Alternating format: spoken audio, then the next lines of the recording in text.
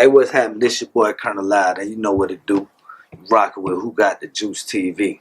I got to get back to that place to smoke on that can. You know I gotta show the West love. I had to take a trip to Cali for the best bug. I been chillin' with the goons, yeah, the real thugs. Went to Sacramento, nigga met. What's going on? It's your boy Jay Hines, and you're now tuned into The Couch. Who Got the Juice TV? Here with me, I got Colonel Loud. What's going on, bro? What's good with you? Same old, man. This a long time coming. Yeah, man. I've been trying to get you to sit down with me for quite some time now. I'm here now. Exactly. So let's get straight to it. What is your nationality, and where are you originally from? I'm black and Korean. I was born in Fort Lauderdale, Florida. Raised in Atlanta. Reside in Goldsboro, North Carolina. I got family down there in Fremont. Okay. Right around the corner. Right there in the mall. That's crazy. What inspired you to become a rapper, and when did you decide to take it serious and take it to the next level? Basically, I want to say it was like around the time when Tupac got out. He dropped that All Eyes on Me.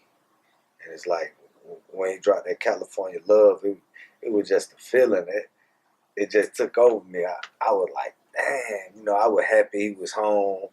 And it's just, him and Dre, I was already happy because they hooked up with Death Row, you know what I'm saying? And Dre, I was a big fan of Dre since day one, him and Snoop. I listen to him to this day right now, that's what I'm bumping. But anyways, when Pac dropped that California Love, just how he came out, like, out on bail, fresh out of jail, California dream. As soon as I stepped, that shit was like, I was like, oh man, I was hyped and I was ready for the album. And I was at a friend's house. And they were rapping. They had a little studio, a little 4-track thing going. And it was my homeboy Icky, rest in peace Icky. My homeboy Stoney, Kenry, Bird, and there was a girl too. Then there's a white boy, Scotty. He was like the engineer.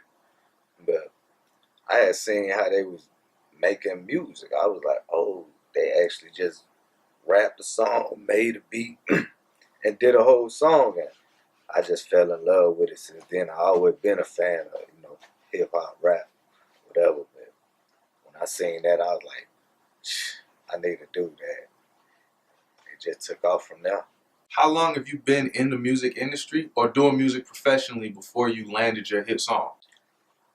I say, really, probably about a good 6 years. It's a long time grinding. Yeah, it's like the homie Pocket came to the trap one day, and he was like, what you doing with your music? And I was like, I'm making a mixtape, I'm right there. Microphone set up, trap, scale right there. Plays coming to the door. I'm serving and I'm rapping at the same time. The Pocket knocked on the door. And I was like, what's good? I thought he was just trying to come in and get in good, with the other tip. He was like, nah, bro, I heard your music. Like, what is you doing with it? I was like, man, I'm just making some music, putting it out there. He's like, where you going with it? I was like, I don't know. He's like, man, you sound good. I think I can get you places. If I get you in Shot of Red House right now, would you be willing to cut a budget? I was like, how much you talking? Then, he threw the number. I was like, I was just, testing him. So I was like, all right, I got it. I'm ready. So he set it up. He called the homie DJ Dice, and Dice set it up. And we went down there. We was working with Shot of Red. I was like, oh, snap. Like, it's real. I'm like, it's real right here, man.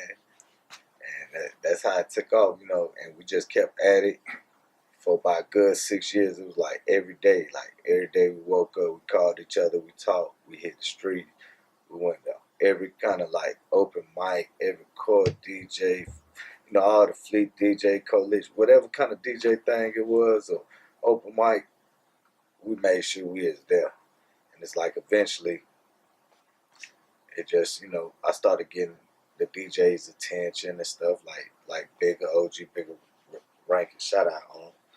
But, it was about 7, I ran into him probably about 6, 7 times, like, what's up, I'm Colonel Loud, he's like, oh yeah, keep it moving. And then eventually he came up to me one day in Atlanta. I was doing a showcase. and I would push it. Shout out Arlinda Garrett. You know, she helped me out with all my promo. She had me with some bad biddies. They had my shirts on. They had the big old Colonel Live poster. So she had me looking good, and it worked because it caught bigger attention than everybody. And it's like, it took off from there, and it was just like six hard years of straight grinding. So how did you link up with Mr. Hankey? Man, me and Hanky, we go back like before California. Like, you know, I shot with him.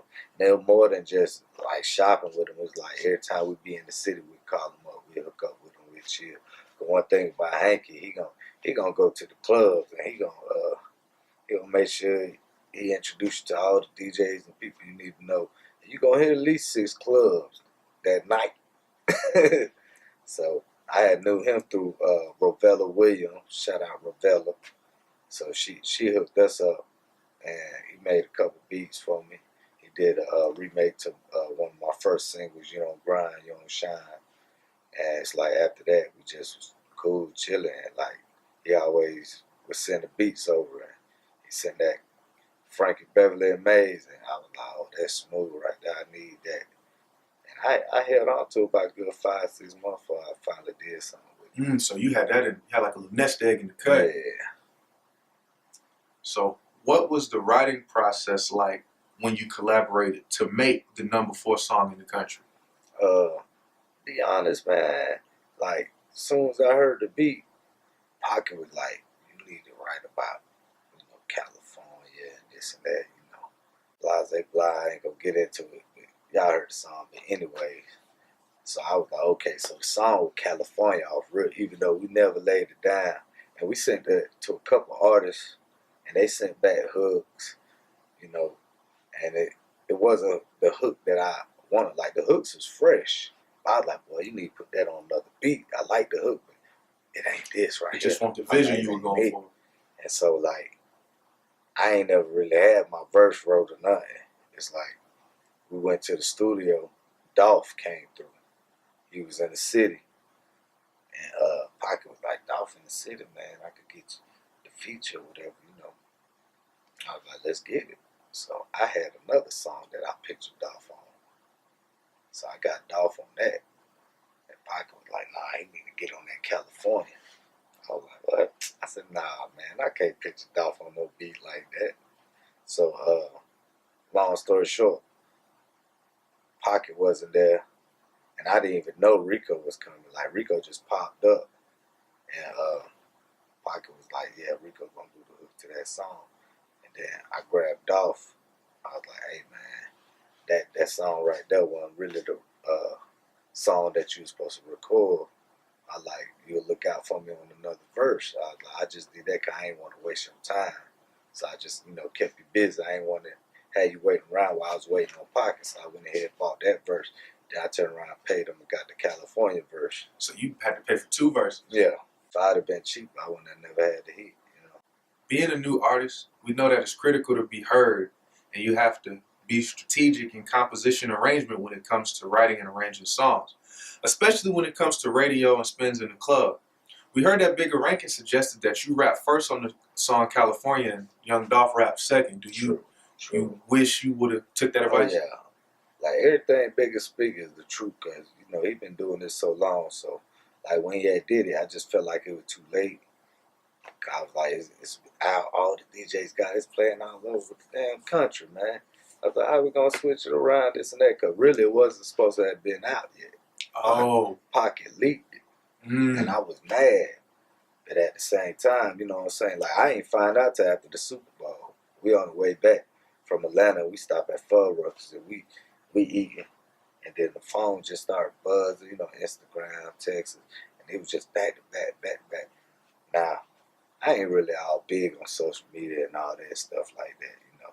I'm a street dude. I'm trying to learn that stuff. But anyway, I was like, damn. And boom, you know what I'm saying? I was like, what's going on? So I look. Everybody like California, flame. I'm like, dang, all different DJs. You know what I'm saying? I'm like, oh, snap. I looked at him. I said, boy, you leaked that song out? He said, yeah, man. I said, man, why you do that, bro? It ain't even done. I was like, I ain't got E40 on it yet. I was gonna get E40 on it, and I was gonna put my verse first. Okay. But so you leaked it out though. You had intentions to change it. Yes, just, that because he moved fast. The song wasn't done. He moved fast, just like with the I'm serious. I mean, with Serious. Okay. He moved fast on that. Look at that. I'm gonna touch on that. Yeah, we gonna get to that. I'm gonna touch on that. But anyway, you know what I'm saying? Like, it's just crazy, like the way my eyes here. You know what I'm saying? Excuse me, y'all. But it's like he snuck it out there. I was mad, but I was happy at the same time because mixed emotions. Yeah, just like with the beat. Like I was sitting on it for the longest. He wouldn't have pressed the issue and pushed the gas on it, it wouldn't have never got completed. Like when Dolph was there, like, well, you need to put him on that song. You know what I'm saying? So by him doing that, we got the song done. And then we had a hit by him sneaking it out there to all the DJs. Like I was mad, but I was happy at the same time. I ain't gonna lie. Do you think that you got all the recognition that you deserve for your own song? What people thinking is, you know, Rico's song or Young Dolph's song? That's why you should always make sure as an artist, I don't give a damn who it is. You make sure you put your verse first. You know what I'm saying? Because a DJ only, what they call it, I forgot what they call it, real time or something like that. But anyway, a song is only going to play like the first 60 to 90 seconds or something. And then you're not going to hear nothing else of the song. They're going into the next song. So by you not being that first verse and T.I. rapping or Dolph rapping first, they're going to assume that that's that person's song, you know what I'm saying? So make sure you rap first, always. How did you start to feel when the multiple remixes started to come out? Because, you know, once the song got hot, everybody wanted to do their California rendition. But I'm going to keep 100. I was happy as hell, you know what I'm saying? Because it was like Empire, they was asking me, they're like, who you like, you know? And I'm just like, I'm not thinking like what's going on. Like most rappers now, they're like, okay, who's hot now? Uzi Vert, 6ix9ine, or Rich the Kid. You know what I'm saying? I'm not thinking people like that because I don't listen to that kind of music unless it's on the radio. You know what I'm saying? Other than that, I'm listening to what I was molded into. You know what I'm saying? So I just started naming rappers that I like. And the next thing I know, Empire got them on remixes and stuff. I'm like, oh snap! So I was excited that, you know, once again, it was taken away from me. It was too much, you know what I'm saying? I feel like people focus more on getting the song out there instead of getting the artist out there, you know what I'm saying? So a lot of people confused and they don't know who Colonel Loud is. What led to the California placement in the movie Keanu? Oh man, that's like, I ain't really sure because like, I don't know if Empire did or if they just contacted my lawyer, but the first call I got was my lawyer. Shout out Kendall Mental. But he had called me, he's like, hey man, you got a movie deal. I'm like, word? I'm like, how much they talking? He's like, well, I don't really know yet. I was like, that's cool. What's the movie?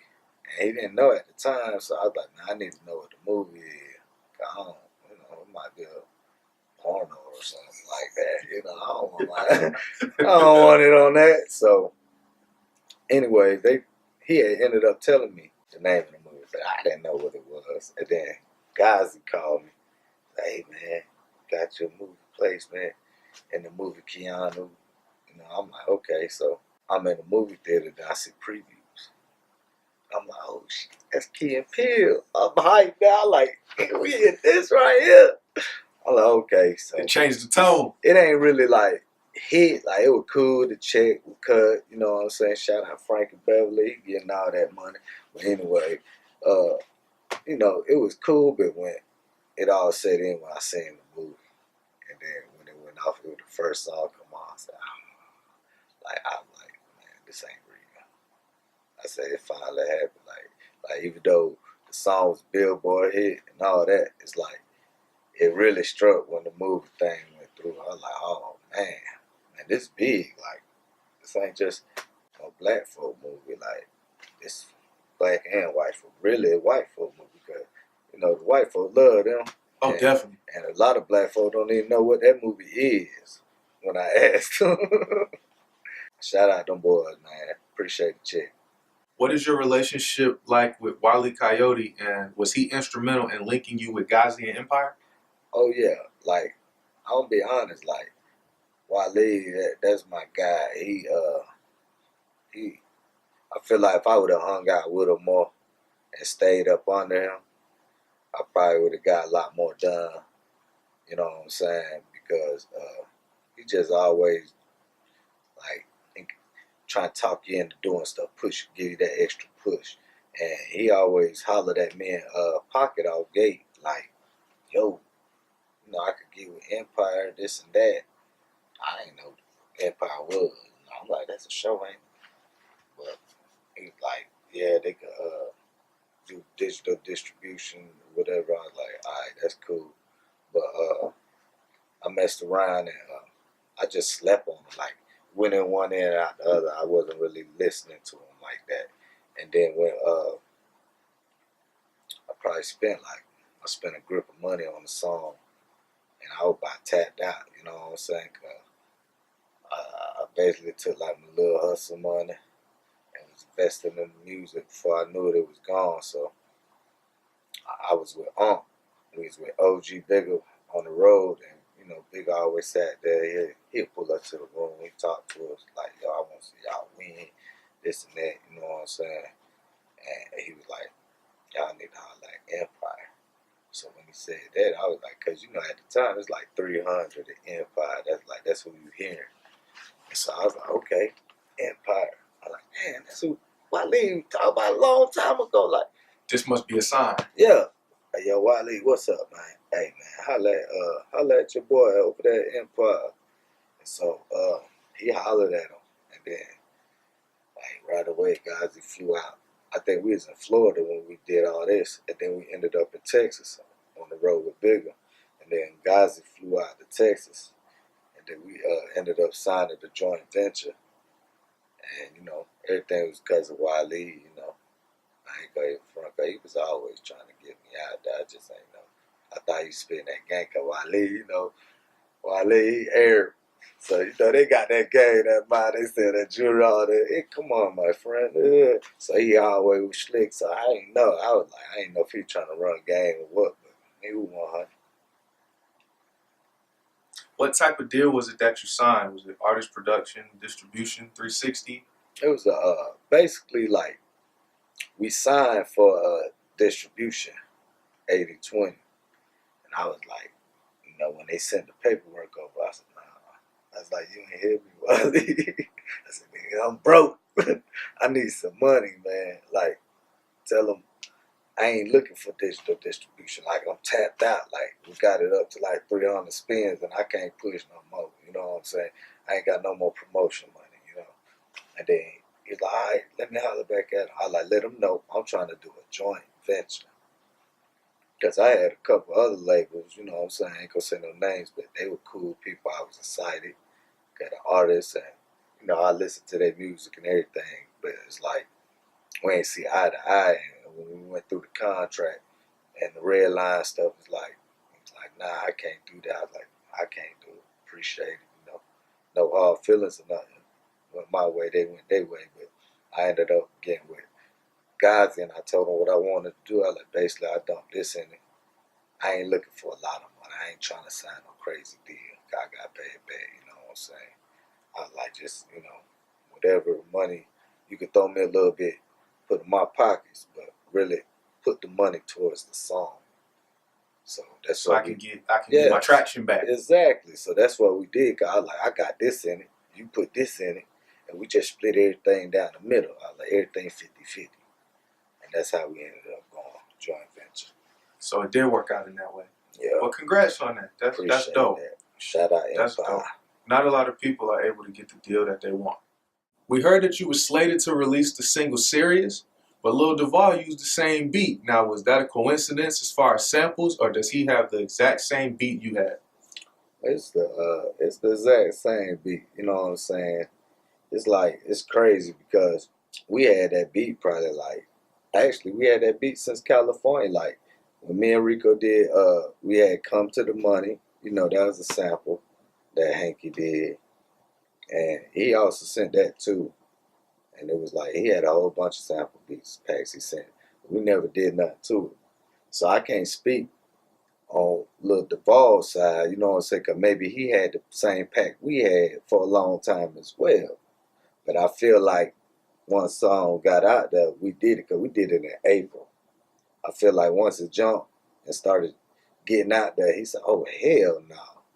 Man, that's my shit. And probably went and laid it down real fast. But, of course, you know, that Lil Duval, everybody love him. He a fool with it. He got the followers and all that. So when he leaked the song, it was like, boom, it was skyrocket. It was gone. And I was like, man, you know, but at the same time, I ain't handle my business. That's why I'm here telling every artist out there, like, make sure you handle the business. Okay, at the end of the day, that homeboy shit out the window. You know what I'm saying? This is business right here. And business and homeboys don't mix. Like, so just cause Hanky with a homie, I should have squared him away and handled the. Cause it wasn't even about the money. You know what I'm saying? It was really, cause Hanky kept saying, "Hey man, y'all need to, you know, get the legal stuff taken care of with the lawyers and all that." So by the time we did it, it was too late. He had already put the song out there. And then Hanky, of course, you know, he gonna go with the harder. But damn, y'all got 4,000 views. They got 150,000 views this day. Like, it got Snoop on it. I'm gonna have to go with this. You know what I'm saying? So, all actuality, if I'd have handled my business, you know, I'd have just stayed in the cut like a sniper and let him do him. Then, you know, we would have sent the suits later on. You know what I'm saying? No hard feelings. But, hey, that's business. So there is no legal situation going on behind that because the business wasn't squared away. Really, yeah, like, I don't know what he got going on his business side. I know I ain't handled mine, so if I would have handled mine, it'd be lovely right now. But I ain't handling it, you know, but you learn from your mistakes. So I learned, you know, that's when I learned handle your business first. And Arlinda always say that and preach that to us, you know what I'm saying? And this is what happened. She probably mad right now. I'm sorry, Arlinda. But anyway, like, you got to handle business because the homeboy stuff is out the window. Like, y'all cool enough, but this the business. And I understand. I was mad. I ain't confront. I ain't talked to him for a couple of weeks. I was mad, but I finally talked to him, congratulated him when he hit number one. I had to congratulate the homie, you know what I'm saying? I like, congratulations. I like, well, you know, you hurt my feelings or whatever, you know what I'm saying? I thought we were cooler than that, but it was all a misunderstanding, you know? So, you know, at the end of the day, I don't hate him for that because I'm mad, you know, I missed out on number one hit. But I should have handled my business, and it's like, we still homies, but business is business. Just like he know how to make them beats. I know how to move them packs. You know what I'm saying? So if my homie messing up with the pack, like, I'm gonna be mad. You know what I'm saying? That's why you don't mix the two. Like, I make my beats, pay me, bro. Just handle your business, pay me. You know what I'm saying? I know we cool enough, just like family. You don't want to do business with your family because they feel like they family, they ain't got to pay you. It's entitlement. You know? So I felt like we homies, I really ain't in no rush to pay you, which it could have been Shawty Red or somebody. You know what I'm saying? But being this the homie, you know what I'm saying? I ain't paying like I was supposed to, so I can't be mad at him. Because if it was me, and it's like, I would be just like him. Like, I understand. I'm like, if you would have just came to me, though, like, look, well, you know you fucked up right now. You ain't got the budget to push this like you want to. We're going to get another one. Just, you know what I'm saying, let me do this right here with Duval or whatever. You know, they got a hit right here. And we get you know. I'm like, all right, that's cool. You know what I'm saying? I understand it. At first, I was a little upset, but now I understand it because, like, I'm going to go with the better person. That's what he did. Like, okay, numbers speak. Yeah. You know what I'm saying? Said nothing personal, just business. Yeah, just business. So if I go to the city and I'm going to see my cousin, and my cousin like, boy, come here, give me 20 of them, I'll move them today. And I get there, he get one and start breaking it down in eighths. I'm like, what is you doing, boy? Hold up. But then he got Tyrone down the street or down the hall. That's going to do exactly what he said he going to do. I'm like, who the man around here? He's like, Tyrone. So if I go see Tyrone and I drop them dubs on Tyrone and he moving that day, I'm like, all right, cuz, I appreciate you. I'm gonna look out for cut, but when I come back next go round and time at that, I'm going for Tyrone, you know what I'm saying? So Hanky went to mess with Tyrone. I don't knock him, that's business, you know what I'm saying? Have you ever thought about re-releasing Sirius when the buzz dies down with Lil Duval? I thought about it, but then I thought about it again. I was like, why take the money to do a song? Like, it was hitting and all, you know what I'm saying? But why do that and just, get another song? Do another hit. Put that money into that. That song's you know what I'm saying? Recently, your manager made the statement and post on Facebook speaking on an artist that had the #4 single in the country and is now flat broke. Alright, man, I woke up this morning, my mind all discombobulated. I'm gonna tell y'all something about this music business, man. It's crazy. The do's and the don'ts of being a successful artist, label, / anything. Rule number 1, never put a feature before you. We learned that the hard way. Rule number 2, keep control of your label, no matter what type of deal you get, no doubt a distribution deal, no kind of anything. Keep full control. Man, we put out California, Colonel Loud, Rico Barrino, featuring Young Dolph, T.I. And even though the record sold almost $500,000, we ain't make 1 penny. 1 penny. But I'm not complaining because it's really our fault. We took our own knife and stabbed our own selves because of not having knowledge. Well, not having enough knowledge of the business end of the music business. OG Bigger Rankings, man, he called us to his hotel room. We was in Miami, Florida, on a meet and greet, and he told us right in that room, switch them verses. We did not listen, because when I say we are a team. Being that we're a team, we all make the decisions. We did not listen. My nigga Dolph got off. My nigga T.I. got off. But y'all still don't know who Colonel Loud is. He put up $100,000 behind the record of his own money.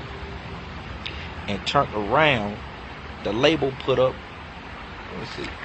The label put up, I don't know if y'all can see that. The label put up $350,000. That's exactly what they say. $350,000 to push one record. Number one, that was entirely too much money to be pushing a record. $350,000 really is. But we didn't know that at the time. We was young when it comes to the business end, and it ain't nobody's fault. Again, it's nobody's fault but ours. We got $100,000 for the movie Keanu. Didn't see one dime. The record's still making money. We still ain't got no real check. Man, I'm telling you, we learned so much, and it cost us so much. We had the #8 record in the country, and we still didn't benefit. This shit crazy, cause like I be honest about a lot of stuff. Man, my nigga Colonel out here working, weed, eating all types of shit. You know, cause we have to find a way to make money. But we ain't finished now. Don't get it twisted. No matter what's going on, the job ain't done. No matter how many artists I work with, the job still ain't done. We're gonna get this job done. But one thing about it, you can't throw shit in our eyes no more. And one thing about it, it's always your fault. No matter what happens, it's your fault. I listened to that Jay Prince speech the other day, man. He was so smart, and we was so dumb. We was dumb as fuck. But, you know, that's neither here or there. You can't do but bounce back off the mistakes that you made. Period. But we had fun doing it, but we didn't make no money. And that's the key to everything, making money. Nobody says have a top 10 record and didn't make no money. It don't work like that. But it did on our end. I bet you next time we'll listen to bigger rankings. But, you know, again, if y'all want to book Colonel Lau or Rico Barrino, hit me up, 919-344-8679. Y'all want to book Jess Marie, because she's coming, hit me up at the same number. Y'all want to book Ola Cola, hit me up at the same number. Y'all want to book my nigga Skizzy, hook me up at the same number. But we learned from this valuable lesson. How do you feel about that statement? And if true, what would you have done differently if you could go back? Well, I will go, if I could do something different, I will put that verse first. And I'll stay in the studio, like just focus on getting the next hit. You know, because like I said, I'm a street dude, so I was BSing around, so I should have been more focused in the studio. Every city I went, I should have touched the studio in every city I went, no matter where I went. You know what I'm saying? So I feel like that right there. And then another thing is like, don't just expect that everything a lookout. You know what I'm saying? Because you might be dealing with a label or whoever. They ask you something and you answer, the next thing you know, they got it for you. But you ain't answering thinking that like it was gonna actually happen. But when it happens, like, oh damn, boy, that's what's up. That's love. But when that paper come, you seeing these numbers, like, damn, I had to pay for that. I had to pay for that. You like, oh man, They got me. Next time, I'm be like, yeah, that sounds cool, but how much you talking? You know what I'm saying? Like, is this gonna cost or is this free? Like, you gotta ask them kind of thing, cause not they gonna do your ass like TLC and Colonel Live. They gonna rape you. Are you currently signed to a label? Nah, Dirty North, we independent. Okay. That's another thing. You know, I could have got more money. I could have signed, but man, I'm older in this. You know what I'm saying?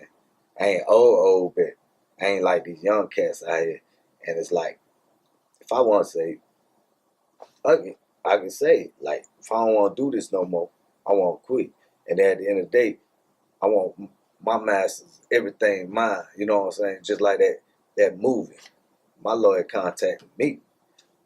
Y'all boys out there signing them deals, that money cool and all, but your lawyer, you ain't heard nothing about your song being in the movie. You seen it on the movie, but you ain't seen no numbers from it. You seen your little royalty checks or whatever, but you ain't seen no figures. The label got that. You know what I'm saying? And that's one thing about being independent.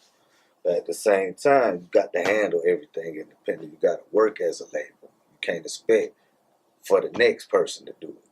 I know you were saying when you started doing your campaign, you reached out to DJs and things of that nature. How did that help? Because one thing that I'm noticing about the industry now is a lot of artists. And I had an interview earlier with DJ Delmatic. Shout out to Delmatic, Flea DJ. Yeah. He was talking about how artists don't respect the DJ when it comes to pushing something. And I know that you really were in cahoots with the DJs, with your project. And the music don't move without the DJ, man. The car don't run without tires.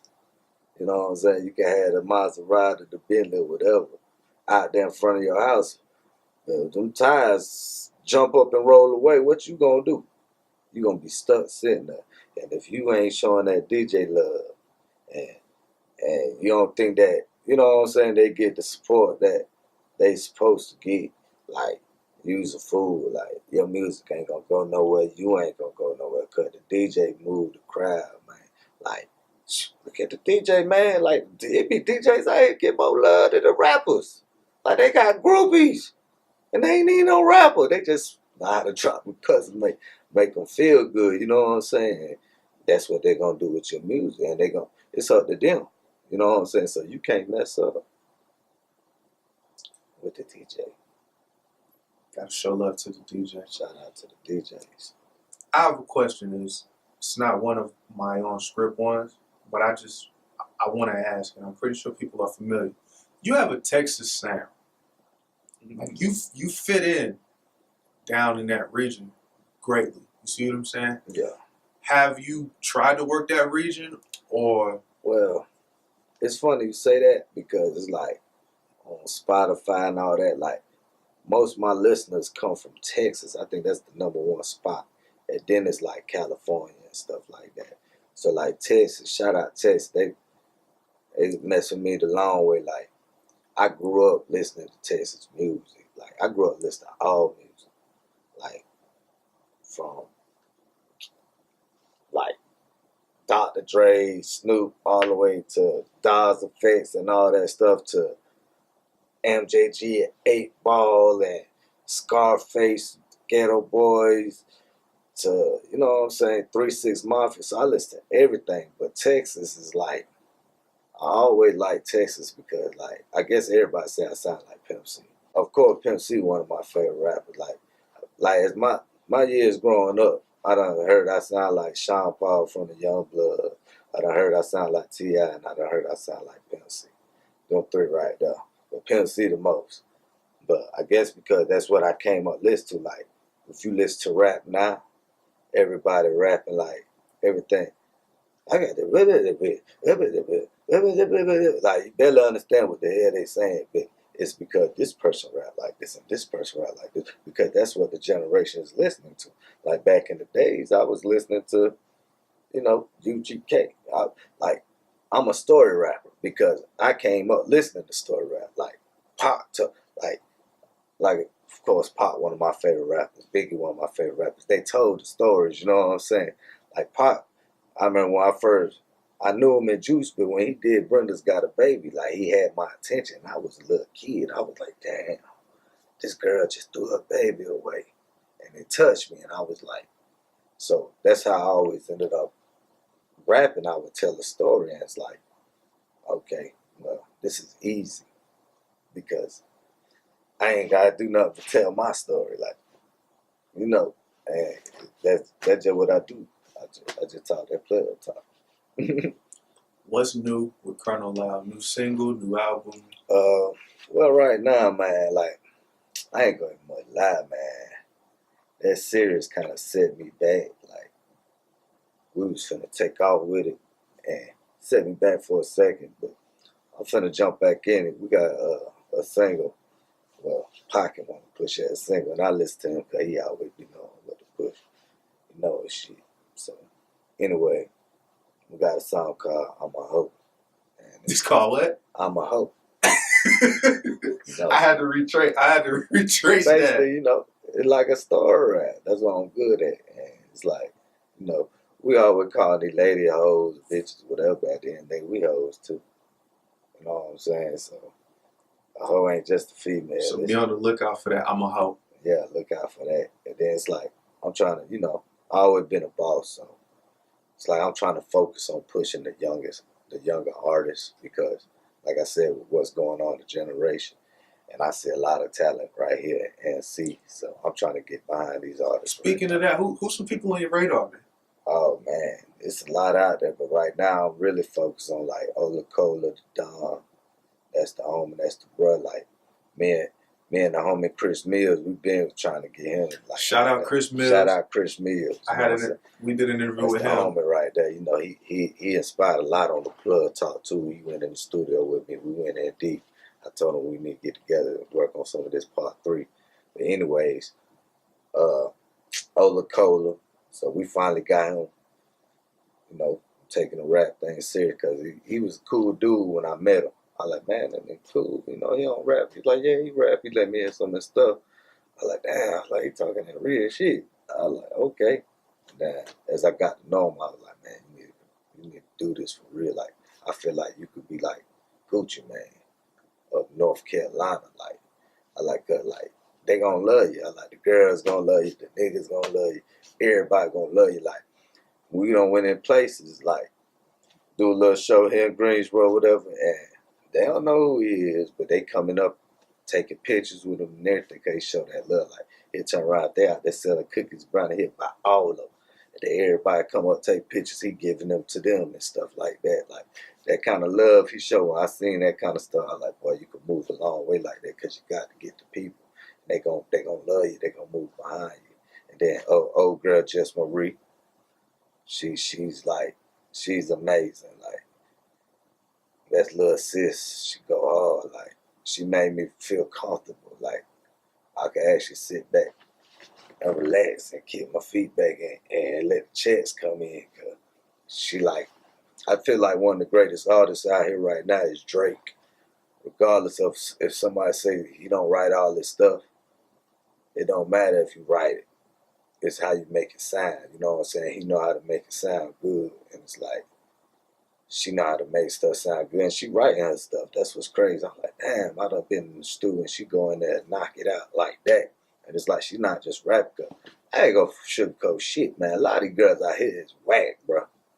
Like, I be hearing some shit. I'm like, man, it's like they just got a sound. They don't sound like nothing. And she was spitting some bars. I like, okay, she could be out there with Cardi. She could be out there with Nicki and you know what I'm saying? And I feel like she hard. Then my homie Cash Moolah. Like, them my top three. Well, Fat Sosa, you know, he one of, I love, bro, you know what I'm saying? He got some good music, but I can't really jump behind him. He already got his thing going. He a boss himself, you know what I'm saying? So, anyway, like, my top three that I'm trying to, like, get behind and help out the best I can is, like, Ola, Jess, and Cash, because I feel like they all got a good sound there. And I feel like North Carolina next, man, because we got too much. We got too many good artists out here. So that's about the list right there. Any more shout outs you want to give out? Oh, shout out Pocket, shout out Dolph, shout out the home Gangsta Kids, shout out on the Chosen Empire, Wiley Coyote, Luke Nasty, shout out to Baby Boy. They try to hate on you, but you still here doing what you do best, you know what I'm saying? Shout out everybody, man. Goldberg, Raleigh, the whole North Cat. I appreciate this time, man. Oh, yeah, I talk your head off, man. Oh, long time coming. I'm on that lotto, too. Look, man, how can the people get in touch with you, man? Oh, man, I need some followers, y'all. Follow me at Colonel Loud. That's COLONELLOUD.